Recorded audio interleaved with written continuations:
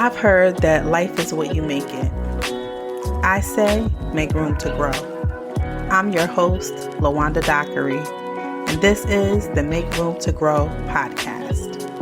It all started with a dream about growing food, and who would ever imagine that growing food would lead to me learning about personal growth and development? Well, it did, and I want to bring you along for this beautiful ride. Thank you so much for joining me.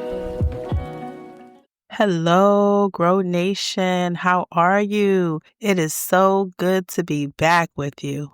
My goal on this podcast is simple.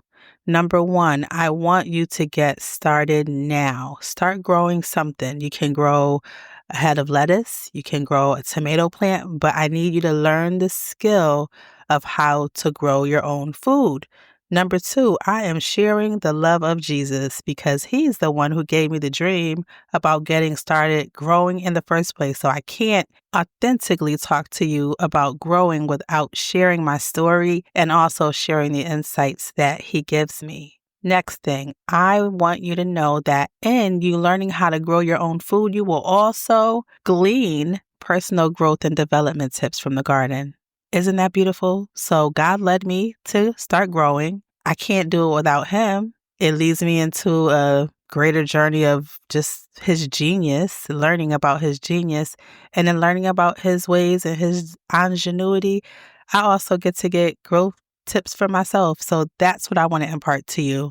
All right, enough of the soapbox. I want to give you practical tips. I need you to start a kitchen garden, literally a kitchen garden. Now, some people refer to a kitchen garden as the one that they keep outside or in near proximity to their kitchen so they can just step right outside, grab their herbs, grab their food that they're going to use to cook, and to get right back into the kitchen. I'm going to ask you to set this food aside for use in your kitchen, but it never goes outside. So a few months ago, I wanted to get started on my seedlings as I do every year. And this year I decided I'll use an indoor lighting system for growing seedlings. I found one in Home Depot, a 2-foot unit for under $50, and I used that. Other than that, all the years before, I've used my south-facing window, and I have shelving that adheres to my windows in the front, the south-facing window in front, and that did just fine. Now, this part of the process I learned from the Rusted Garden. He is a gardener out of Maryland that I watch on YouTube, and he typically takes 2 aluminum pans, stacks them on top of each other. The bottom one is to bottom water your seedlings. The top one, you put the soil in, and you actually put the seedlings and plant them as you would in any planter. I did that back in January, and don't you know, today I have a full pan of herbs. I grew bunching onions, thyme, 2 types of basil, and oregano. Last week I made spaghetti for dinner, and I was able to pull the oregano and enhance my sauce with herbs that I grew right in my kitchen. My dinner for Resurrection Sunday was jerk-style steak that I made in the oven, and I marinated it the night before. I put all of my normal seasonings in there, but I was also able to go to my kitchen garden and pull the thyme that I needed. I did not have to go to the store and buy any thyme because it was all there in abundance, might I add, and it tastes so good in the dish. The great thing is, while you're waiting for the weather to break, while you're waiting for your other seedlings to flourish, you can get this started. Get yourself 2 dollar store pans. Maybe if you need to use your window, just get a loaf pan. Get 2 of those. Poke holes in it. Get your soil. Make sure it's moistened, not saturated to the point where it would be dripping wet, but moistened.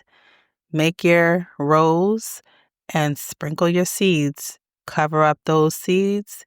Then I want you to take a spray bottle and lightly spray the top of the soil because you want to make sure that the seeds are moistened and they make contact properly with the soil. Then all you do is sit back and watch it grow. I don't want you to keep the top of the soil too saturated, so allow it to dry out just a bit before you water it from the bottom. You're going to have the two pans because when they need to be watered, I need you to sit the top pan into the bottom one. The bottom one should have some water in it, and then the soil in the top pan will wick up to the plant, and then they'll get it from the roots so that you're not encouraging an environment for fungus gnats or for any type of bugs or anything in your home. I hear you objecting, saying, really, LaWanda, 3 months for herbs? That is where succession planting comes in.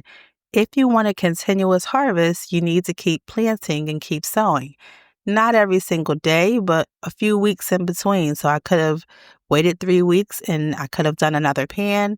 And then by now, I'm still harvesting off the first pan, and then I would have another harvest that would come behind it. And I could keep doing that for as long as I wanted to keep those herbs growing. Does that make sense? I hope it does. Well, guys, until next time, I want you to be intentional about those areas in your life where you are going to make room to grow.